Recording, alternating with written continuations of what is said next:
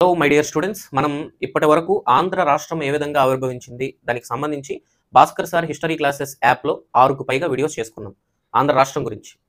ఇప్పుడు మనం ఆంధ్రప్రదేశ్ ఏ విధంగా ఆవిర్భవించింది దానికి సంబంధించి చూద్దాం. చూడండి, ఆంధ్రప్రదేశ్ అనేది మనకి 1956లో ఏర్పడి 2014 వరకు రన్ అయింది. అంతకు ముందు ఉన్నదాన్ని ఆంధ్ర రాష్ట్రం అంటారు. 2014 తర్వాత దాన్ని నవ్యాంధ్రప్రదేశ్ అంటారు. ఓకే, డైరెక్ట్గా క్లాస్లోకి వెళ్ళిపోదాం. ఆంధ్రప్రదేశ్ అనేది ఎప్పుడు ఆవిర్భవించింది? 1956 నవంబర్ 1వ తారీఖున ఆవిర్భవించింది. ఓకే, మరి అంతకుముందు ఆంధ్ర రాష్ట్రం అంటే 1953 అక్టోబర్ 1న ఆంధ్ర రాష్ట్రం అనేది ఆవిర్భవించింది. ఆంధ్రప్రదేశ్ తొలి సీఎం ఎవరు అని అడుగుతారు. తొలి సీఎం ఎవరు అంటే నీలం సంజీవరెడ్డి ఆంధ్రప్రదేశ్ తొలి సీఎం. మరి ఆంధ్ర రాష్ట్ర తొలి సీఎం అని అంటే టంగుటూరి ప్రకాశం పంతులు గారు ఆంధ్ర రాష్ట్ర తొలి సీఎం. మరి ఆంధ్రప్రదేశ్ తొలి డివై అంటే డిప్యూటీ సీఎం ఎవరు అంటే కేవి రంగారెడ్డి ఆంధ్రప్రదేశ్ తొలి డిప్యూటీ సీఎం. కొండా వెంకట రంగారెడ్డి తెలంగాణ ఆయన. మరి ఆంధ్ర రాష్ట్ర తొలి డిప్యూటీ సీఎం అంటే నీలం సంజీవరెడ్డి, ఆయన అంతకుముందు. తర్వాత ఆంధ్రప్రదేశ్ తొలి గవర్నర్ ఎవరు అని అడుగుతారు. ఆంధ్రప్రదేశ్ తొలి గవర్నర్ పేరు సీఎం త్రివేది. మరి ఆంధ్ర రాష్ట్ర తొలి గవర్నర్ ఎవరు అని అడిగితే అతను కూడా సీఎం త్రివేది. నెక్స్ట్, ఆంధ్రప్రదేశ్ తొలి స్పీకర్ ఎవరు అని అడుగుతారు. ఆంధ్రప్రదేశ్ తొలి స్పీకర్ పేరు అయ్యదేవర కాళేశ్వరరావు. మనకు సైమన్ గోబ్యాక్ మూమెంట్లో సైమన్కు గోబ్యాక్ అని లెటర్ ఇచ్చింది ఈయన విజయవాడ రైల్వే స్టేషన్లో. విజయవాడ ఫస్ట్ మేయర్ ఆయన్నే మనం ఆంధ్రప్రదేశ్ తొలి స్పీకర్గా చేసుకున్నాము. మరి ఆంధ్ర రాష్ట్ర తొలి స్పీకర్ ఎవరు అని అడిగితే ఎన్ వెంకట్రామయ్య ఆంధ్ర రాష్ట్ర తొలి స్పీకర్ మనం చూసుకుంటున్నాం. ఓకే, ఇక నెక్స్ట్ ఆంధ్రప్రదేశ్కి డిప్యూటీ స్పీకర్ కూడా ఉన్నాడు. ఆంధ్రప్రదేశ్ తొలి డిప్యూటీ స్పీకర్ ఎవరు అని అడుగుతారు. అతని పేరు కల్లూరి సుబ్బారావు. మనకు కల్లూరి సుబ్బారావు బిరుదు ఏంటి అంటే ఇతన్ని రాయలసీమ కురువృద్ధుడు, the grand old man of Rayalaseema అని చెప్పి పిలుస్తాడు, కురువృద్ధుడు. ఓకేనా. మరి ఆంధ్ర రాష్ట్రానికి శాసన మండలి ఉందా అంటే లేదు, అంటే ఎమ్మెల్సీ లేరు ఆంధ్ర రాష్ట్రానికి. 1953 నుంచి 1956 వరకు మనకు శాసన మండలి లేదు. ఓకే, మనకు ఆంధ్రప్రదేశ్లో శాసన మండలి ఉంది కాబట్టి ఆంధ్రప్రదేశ్ శాసన మండలి తొలి స్పీకర్ ఎవరు అని అడుగుతారు, లేదా చైర్మన్ ఎవరు అంటారు. అతని పేరు మాడపాటి హనుమంతరావు అనేటటువంటి వ్యక్తి తొలి చైర్మన్ శాసన మండలి అంటే ఎమ్మెల్సీలు ఉండేదానికి. ఓకేనా. ఇతను తెలంగాణ తరపున స్పీకర్గా మనకు చైర్మన్గా నియమించబడ్డాడు ఆంధ్రప్రదేశ్ శాసన మండలిలో. ఇతనే సహాయ నిరాకరణోద్యమంలో విజయవాడలో పాల్గొంటాడు ముఖ్య అతిథిగా. నా క్లాసెస్లో ఉంటాయి చూడండి, భాస్కర్ సార్ హిస్టరీ క్లాసెస్ యాప్లో చాలా వివరంగా ఉంటుంది. ప్రీవియస్లీ బిట్ గ్రూప్ 2 సహాయ నిరాకరణోద్యమం విజయవాడలో జరిగిన సమావేశానికి పాల్గొన్న తెలంగాణ ప్రతినిధి మాడపాటి హనుమంతరావు. ఓకే, ఇక నెక్స్ట్ ఆంధ్రప్రదేశ్ యొక్క రాజధాని ఏది అని అడుగుతారు, హైకోర్టు ఏది అని అడుగుతారు. రెండింటికి కలిపి మీరు హైదరాబాద్ అని చెప్పి పెట్టాలి. అదే ఆంధ్ర రాష్ట్ర రాజధాని అంటే మీరు కర్నూలు పెట్టాలా, హైకోర్టు అంటే ఎక్కడ పెట్టాలా, గుంటూరు పెట్టాలా. ఇప్పుడు నవి ఆంధ్రప్రదేశ్ అంటే హైకోర్టు గుంటూరే, రాజధాని గుంటూరే. అట్లా అంటే తేడాలు గ్రహించాలి. రేపు మీరు ఉత్తునే చదవకూడదు, చదివే చదువు ఆంధ్ర రాష్ట్రంలో ఎవరు, ఆంధ్రప్రదేశ్లో ఎవరు. ఓకేనా, ప్రతిదీ పిన్ టు పిన్ చూసుకోవాలి. నేను అందుకే మీకు చాలా జాగ్రత్తగా పిన్ టు పిన్ చెబుతూ రాస్తూ ఉంటాను, అర్థమవుతుందా. సో ఇది డేటా ఆంధ్రప్రదేశ్కి సంబంధించిన తొలి సీఎంలు, గవర్నరు, ఓకే డిప్యూటీ గవర్నర్ ఉండలేండి, స్పీకరు, వీళ్ళకి సంబంధించినటువంటి అంశం డిప్యూటీ స్పీకరు. ఓకేనా. ఆంధ్ర రాష్ట్రం గురించి నేను అంతకుముందే మీకు వివరంగా చెప్పాను, ప్రతి క్లాసు వివరంగా చెప్తున్నా. ఇక నెక్స్ట్ మనం చూడాల్సినటువంటి అంశం, ఇక్కడ మనకి ఒక సందేహం వచ్చింది. ఏంటా సందేహం అంటే ఆంధ్రప్రదేశ్ ఎప్పుడు అవతరించింది? 1956లో అవతరించింది కదా. ఎలా సీఎం నీలం సంజీవరెడ్డి అయ్యాడు? నీలం సంజీవరెడ్డి ఎలా సీఎం అయ్యాడు? ఎలక్షన్స్ ఏమన్నా పెట్టారా? ఎలక్షన్స్ పెట్టలేదు. మరి ఎలా సీఎం చేశారు నీలం సంజీవరెడ్డిని? ఎలా కాంగ్రెస్ పార్టీకి అప్పచెప్పారు ఆంధ్రప్రదేశ్ని అని అంటే ఏం జరిగిందో చెప్తా చూడండి. ఇప్పుడు మనకు ఆంధ్రప్రదేశ్ దేన్ని కలిపి ఏర్పడింది? తెలంగాణ ప్లస్ ఆంధ్ర ప్రాంతం కలిపి కదా. ఏం జరిగిందంటే 1952 గుర్తుందా? ఇండియాలో స్వతంత్రం వచ్చిన తర్వాత ఇండియాలో ఫస్ట్ టైం ఎలక్షన్స్ నిర్వహించింది 1952. ఓకే, తెలంగాణలో ఎలక్షన్స్ నిర్వహిస్తే ఓకే ఐఎన్సీకి 40 సీట్లు వచ్చినాయంట. ఆంధ్రాలో ఎప్పుడు తొలిసారిగా ఎలక్షన్స్ నిర్వహించారంటే ఆంధ్ర రాష్ట్రంలో 1955లో బెజవాడ గోపాలరెడ్డి కంటే ముందు కొంచెం. అప్పుడు ఆంధ్రాలో ఎన్ని సీట్లు వచ్చినాయంటే ఐఎన్సీకి 119 సీట్లు వచ్చినాయంట. కలిపితే ఎంత? 9 కిందకి దించుకోవాలి, 5 159 మంది ఎమ్మెల్యేలు ఉన్నారు ఎప్పటికీ 1955కి ఐఎన్సీకి. అప్పుడు ఏం చేశారు? మళ్ళీ ఎలక్షన్స్ ఎక్కడ పెడతాం లేరా, తెలంగాణతో కలిపినటువంటి ఆంధ్ర ప్రాంతానికి ఎక్కువ మంది ఏ పార్టీకి ఉన్నారయ్యా ఎమ్మెల్యేలు చేతులు ఎత్తండి అన్నారు. 159 మంది చేతులు ఎత్తారు ఐఎన్సీ ఎమ్మెల్యేలు. మీరే గవర్నమెంట్ ఫామ్ చేసేయండి అన్నారు. కాబట్టి ఎలక్షన్స్ పెట్టలేదు, ఉన్న ఎమ్మెల్యేలతో గెలిచిన ఎమ్మెల్యేలు ఎవరైతే ఎక్కువ మంది ఉన్నారో వాళ్ళని ఫామ్ చేయమంటే ఐఎన్సీ ఫామ్ చేసింది. ఓకేనా. మీరు బుక్ చదివితే ఇంకా క్లారిటీగా అర్థమవుతుంది. నేను మీకు సుజాయిగా చెప్పాను. ఓకేనా? ఇది చూసుకోవాలి. ఇక నెక్స్ట్ మనం చూడాల్సినటువంటి అంశం, ఆంధ్రప్రదేశ్ ఏర్పడింది కదా 1956లో. అప్పుడు మనకు ఆంధ్రాకిను తెలంగాణకి ఆంధ్రాకిను తమిళనాడుకి కొన్ని సరిహద్దు సమస్యలు వచ్చాయంట. ఏ సమస్యలు? సరిహద్దు సమస్యలు. రేపు బిట్ అడుగుతారు. 1956లో ఆంధ్రప్రదేశ్ని ఏర్పాటు చేసేటప్పుడు తమిళనాడుతో వచ్చిన సరిహద్దు సమస్యలను పరిష్కరించడానికి ఏర్పాటు చేసిన కమిషన్ పేరు ఏంటని అడుగుతారు. ఆ కమిషన్ పేరు పటాస్కర్ కమిషన్ లేదా పటాస్కర్ కమిటీ. ఓకేనా? రైట్. బిట్లు పడతాయి. పటాస్కర్ కమిటీ ఏ సమస్యలను పరిష్కరించడానికి ఏర్పడింది? ఆంధ్రప్రదేశ్ ప్లస్ తమిళనాడు స్టేట్ సమస్యలను, ఏ సమస్య? సరిహద్దు సమస్యలను పరిష్కరించడానికి ఏర్పడింది. పటాస్కర్ కమిటీ ఎప్పుడు ఏర్పడింది అని అడుగుతారు. 1956లో పటాస్కర్ కమిషన్ ను ఏర్పాటు చేసింది ఎవరని అడుగుతారు. ఎవరు ఏర్పాటు చేస్తారు? ఆంధ్రప్రదేశ్ ఏర్పడక ముందు ఏ రాష్ట్రం ఉంది? ఆంధ్ర రాష్ట్రం ఉంది. ఆంధ్ర రాష్ట్ర చివరి సీఎం పేరేంటి? బెజవాడ గోపాలరెడ్డి. సో బెజవాడ గోపాలరెడ్డి ఏర్పాటు చేశాడు ఆంధ్ర రాష్ట్ర చివరి సీఎం. అంతే కదా, 1956 నవంబర్లో ఇది ఏర్పడింది. నవంబర్ వరకు సీఎం ఇతనేగా, ఆయన ఏర్పాటు చేశాడు. పటాస్కర్ కమిటీ ఏ రిపోర్ట్ ఇచ్చింది? పటాస్కర్ కమిటీ ఇచ్చిన రిపోర్టు ఒకటి, తిరుపతి ఏదైతే ఉందో, యాక్చువల్లీ తిరుపతిని కట్టింది తమిళనాడు వాళ్ళు, తిరుపతి ఆంధ్రప్రదేశ్కు చెందుతుంది అని రిపోర్ట్ ఇచ్చింది.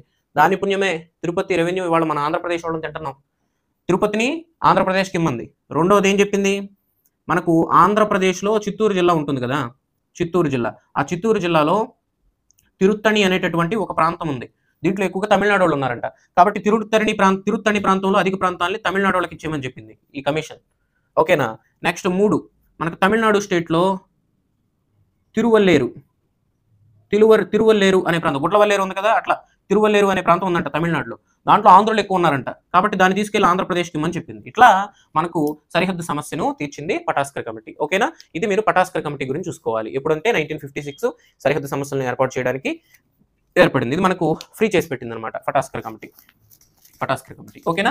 ఇది పటాస్కర్ కమిటీకి సంబంధించి. ఇక నెక్స్ట్ మనం చూడాల్సింది, ఇప్పుడు ఆంధ్రప్రదేశ్ 1956లో మనకు ఎన్ని జిల్లాలతో ఏర్పడిందని అడుగుతారు. ఎన్ని జిల్లాలతో ఏర్పడిందంటే, అప్పటికి తెలంగాణ అనేది ఎన్ని జిల్లాలు? 9 జిల్లాలు. రాయలసీమ అనేది ఎన్ని జిల్లాలు? 4 జిల్లాలు. కోస్తా ఆంధ్ర అనేది ఎన్ని జిల్లాలు? 7 జిల్లాలు. కలిపితే ఎన్ని జిల్లాలు? 20 జిల్లాలు.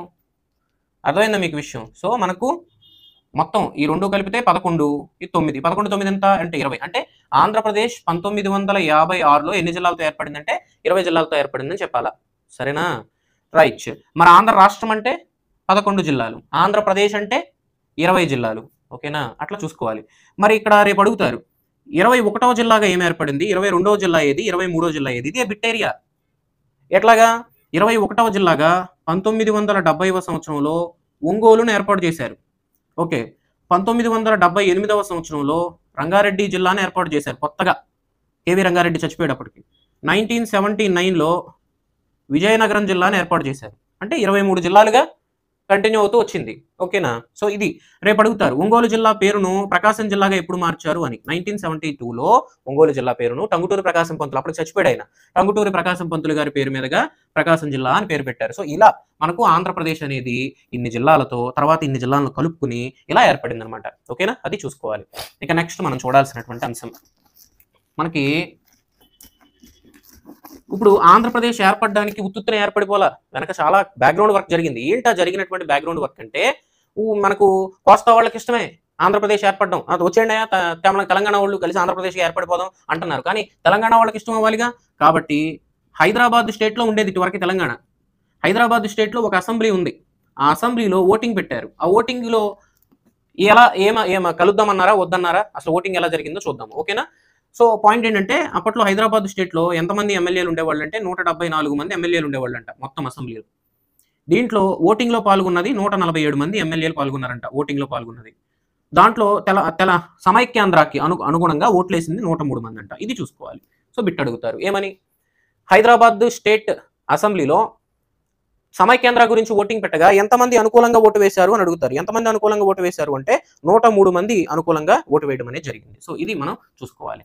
సో తెలంగాణలోనే మనకు ఎక్కువ మంది కలుద్దాం అన్నారు కాబట్టి ఆంధ్రప్రదేశ్ అనేది మనకు తేలికైపోయింది. ఓకేనా? ఈ రిప్రజెంటేటివ్ని తీసుకున్నాడు ఎవరు? అప్పుడు తెలంగాణ సీఎం పేరేంటి? హైదరాబాద్ స్టేట్ సీఎం తెలంగాణ వ్యక్తి, అతని పేరు బూర్గుల రామకృష్ణారెడ్డి. ఎవరండి అతని పేరు? బూర్గుల రామకృష్ణారెడ్డి. ఏ టైంకి సీఎం 1956 ఆ టైంకి సీఎం. అతను ఏం చేశాడు, అతనికి అసలు ఇష్టం లేదంట ఆంధ్రులతో కలవడం, తెలంగాణ సెపరేట్ స్టేట్గా ఉండాలనుకునేవాడంట బూరుగుల రామకృష్ణారెడ్డి. చివరికి ఎమ్మెల్యేలు అందరూ మేము ఆంధ్రాలో కలుస్తాం అనేసరికి ఇతను ఢిల్లీకి పోయాడంట. 1956లో ఢిల్లీకి పోయి నెహ్రూ గారికి చెప్పాడంట, నాకు ఇష్టమేనండి, మా ఎమ్మెల్యేలందరూ దాని వైపే మొగ్గారు కాబట్టి తెలంగాణను తీసుకెళ్లి ఆంధ్ర రాష్ట్రంలో కలిపి సమైక్యాంధ్రాన్ని ఏర్పాటు చేసామని చెప్పి బూరుగుల రామకృష్ణారెడ్డి సంతకం పెట్టాడు. కాబట్టి ఢిల్లీ సీఎం సమావేశంలో పాల్గొని సమైక్యాంధ్రలో కలుస్తామని చెప్పి సంతకం పెట్టిన తెలంగాణ సీఎం ఎవరు అంటే బూరుగుల రామకృష్ణారెడ్డి. ఓకేనా, అది చూసుకోవాలి. అంటే ఇవన్నీ పరిణామ క్రమాలు. ఓకే, ఇక నెక్స్ట్ మనం చూడాల్సింది, ఇప్పుడు అంత తేలిగ్గా ఏర్పడిపోయిందంటారా ఆంధ్రప్రదేశ్? మనకి ఆంధ్ర రాష్ట్రం ఉంది. ఆంధ్ర రాష్ట్రం ఎప్పటి నుంచి ప్రక్రియ? 1903లో స్టార్ట్ అయ్యి 1953 వరకు ఉద్యమాలు జరుగుతూ వచ్చినాయి, 50 ఏళ్ళు.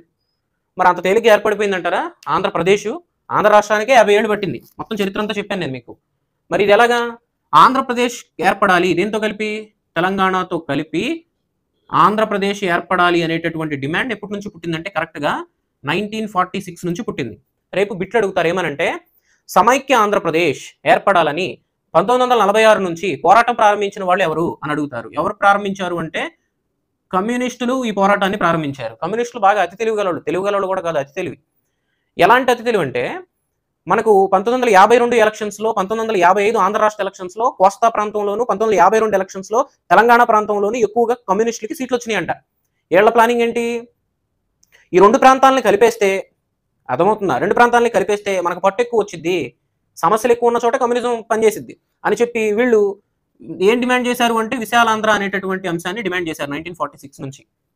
బలమైన పట్టు కలిగింది కమ్యూనిస్ట్ పార్టీ, కానీ అది తెలివితేటలు ఎక్కువ ఉంటాయి, అందుకే డెవలప్ అవ్వదు. ఇప్పుడు ఈ విశాలాంధ్ర ఉంది చూసారా, రేపు బిట్ అడుగుతారు, ఆంధ్రప్రదేశ్ అవతరించడానికి కారణమైన ఉద్యమం విశాలాంధ్ర ఉద్యమం. విశాలాంధ్ర ఉద్యమం ఎప్పటి నుంచి స్టార్ట్ అయింది? 1946 నుంచి విశాలాంధ్ర ఉద్యమాన్ని ప్రారంభించింది కమ్యూనిస్టులు. నెక్స్ట్ పాయింట్, అసలు విశాలాంధ్ర అనే పదాన్ని తొలిసారిగా వాడింది ఎవరు అని అడుగుతారు. అతని పేరు పుచ్చలపల్లి సుందరయ్య రామిరెడ్డి. విశాలాంధ్ర అనే పదాన్ని మళ్ళీ చెప్తున్నా, విశాలాంధ్ర అనే పదాన్ని తొలిసారిగా వాడింది పుచ్చలపల్లి సుందరయ్య రామిరెడ్డి. ఓకేనా. నెక్స్ట్, పుచ్చలపల్లి సుందరయ్య రాసినటువంటి పత్రిక ఏది అంటారు? పత్రిక పేరు విశాలాంధ్ర. పుచ్చలపల్లి సుందరయ్య రాసినటువంటి పుస్తకం పేరు ఏంటని అడుగుతారు. ఆ పుస్తకం పేరు విశాలాంధ్రలో ప్రజారాజ్యం. చిరంజీవి గారు పెట్టారు కదా ప్రజారాజ్యం అని చెప్పి, అర్థమవుతుందా? సో విశాలాంధ్రలో ప్రజారాజ్యం, ఈయన యొక్క బుక్ పేరిది, ఈయన యొక్క పత్రిక పేరిది. సో ఇలా కమ్యూనిస్ట్ పార్టీ దీన్ని ముందుకు మూవ్ చేసుకుంటా వచ్చింది. ఓకేనా. ఆ తర్వాత ఏం జరిగిందంటే, మనకు విశాలాంధ్ర ఏర్పాటు కోసం, విశాలాంధ్ర అంటే ఆంధ్రప్రదేశే విశాలంగా, విశాలాంధ్ర ఏర్పాటు కోసం మనకు విశాలాంధ్ర మహాసభలు జరిగాయి. ఎన్ని జరిగాయి? 2 జరిగాయి, పెద్ద డేటా లేదు. విశాలాంధ్ర మహాసభలు, మొదటి విశాలాంధ్ర మహాసభ ఎప్పుడు జరిగిందని అడుగుతారు. 1950లో జరిగింది, డేటాలు చూసుకోవాలి.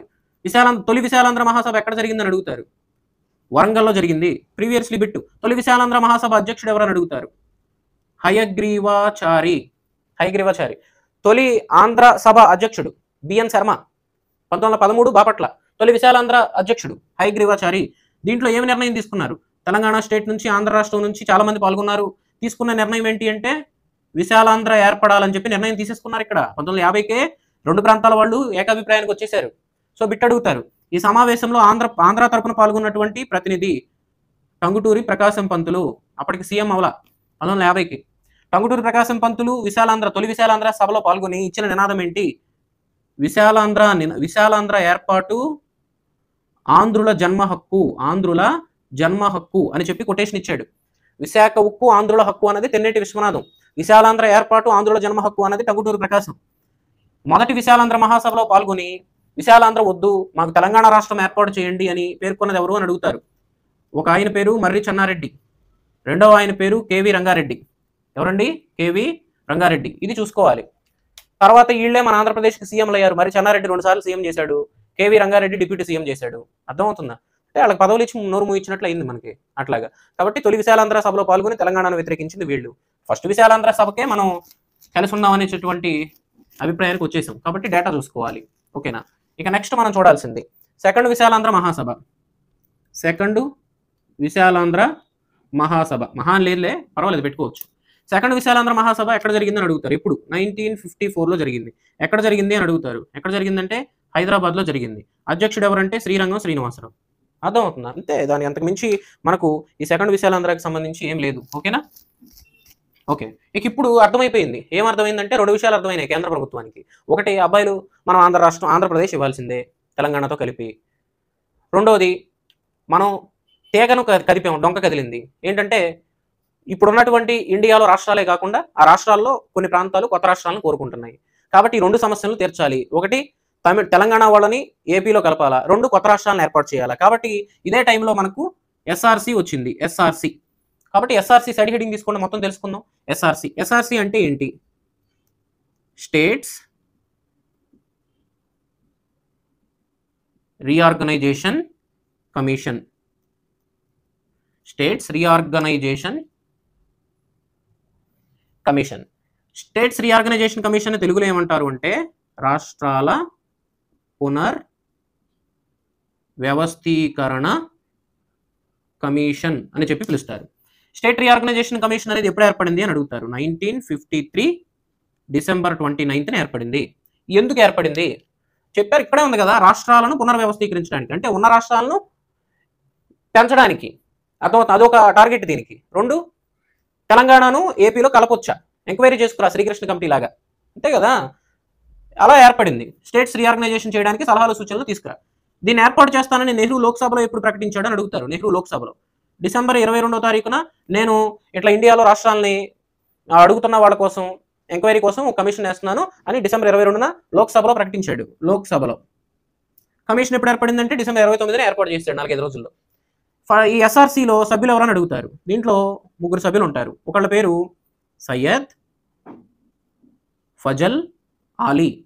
సయ్యద్ ఫజల్ అలీ ప్రెసిడెంట్ ఈ కమిషన్కి. అందుకే ఎస్ఆర్సీని ఏమని చెప్పి పిలుస్తారంటే సయ్యద్ ఫజల్ అలీ కమిషన్ అని కూడా పిలుస్తారు. 2వ మెంబర్ పేరు హృదయనాథ్ కుంజ్రు. ఓకేనా. ఈ హృదయనాథ్ కుంజ్రు అనేటటువంటి వ్యక్తి రాజ్యసభ మెంబర్ అనమాట. రాజ్యసభ మెంబర్ అంటే ఎంపీ. ఈ సయ్యద్ ఫజల్ అలీ అనేటటువంటి వ్యక్తి ఏం చేస్తాడంటే ఒడిశా యొక్క గవర్నర్గా పనిచేశారు. నెక్స్ట్ ఇంకొక వ్యక్తి పేరు మాధవన్ ఫణిక్కర్, ఎస్ఆర్సీలో మరో సభ్యుడు. ఇతను ఏం చేస్తాడు అంటే ఇతను ఈజిప్ట్ రాయబారి.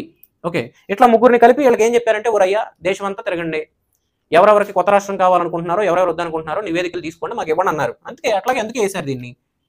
దీనికి మొత్తం దేశం అంతా తిరిగింది. మొత్తం ఎన్ని నివేదికలు వచ్చాయంట? 1,52,250 లెటర్లు వచ్చాయంట, విజ్ఞప్తులు. అవన్నీ తీసుకుని ఎప్పుడు ఇది నివేదిక సమర్పించింది? 2 సంవత్సరాల తర్వాత 1955 సెప్టెంబర్ 30వ తారీఖున తన నివేదికను కేంద్ర ప్రభుత్వానికి సమర్పించింది.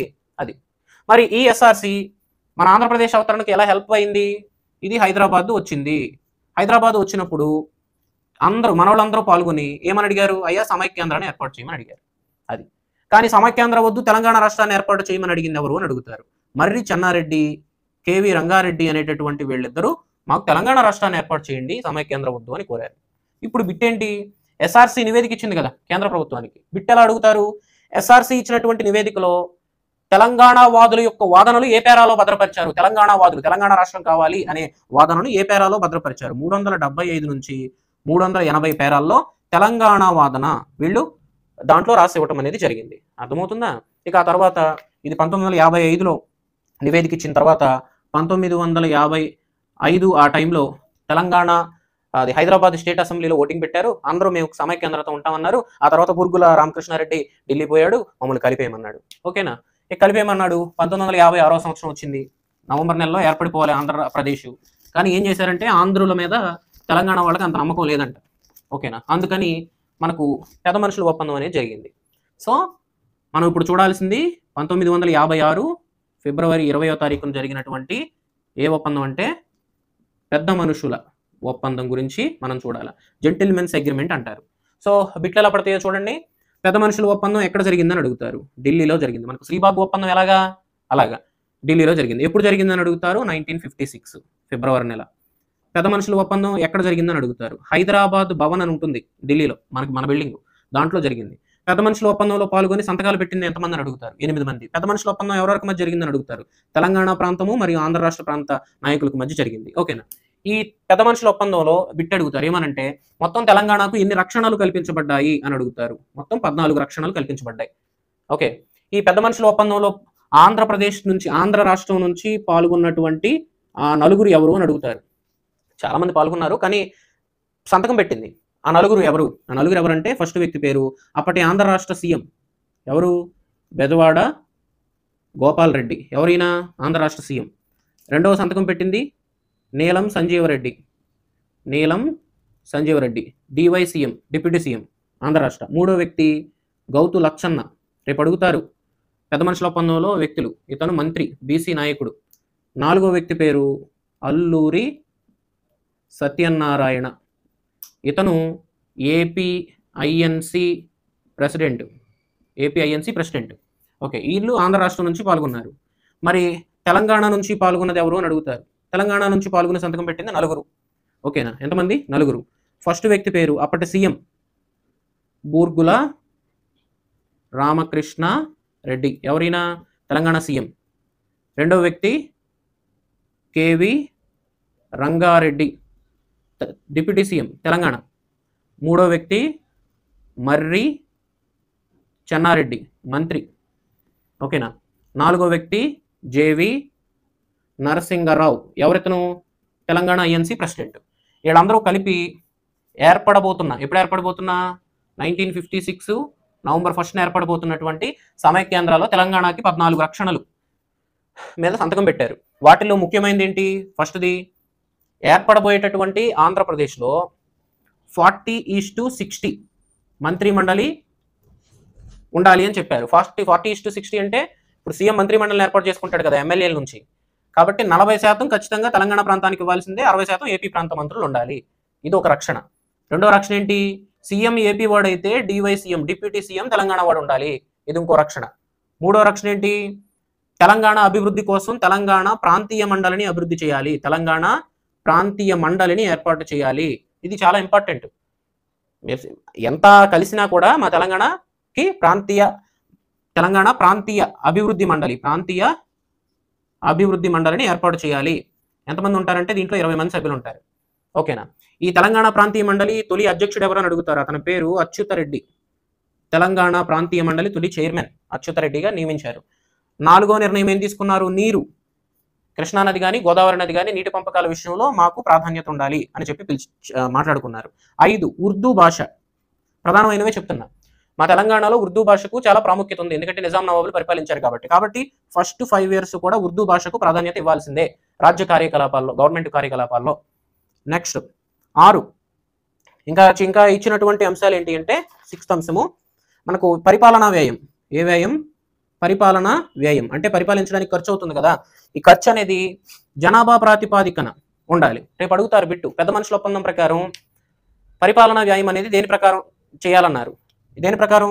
జనాభా ప్రకారం చేయాలి అని చెప్పారు. ఇవి ప్రధానమైనటువంటివి 14 వాటిల్లో. ఓకేనా? సో ఇలా మనకు 1956 ఫిబ్రవరి 20న పెద్ద మనుషుల ఒప్పందం జరిగింది. 1956 నవంబర్ 1న మనకు ఆంధ్రప్రదేశ్ ఏర్పడింది. సో ఇది ఆంధ్రప్రదేశ్ అవతరణకు సంబంధించినటువంటి అంశం.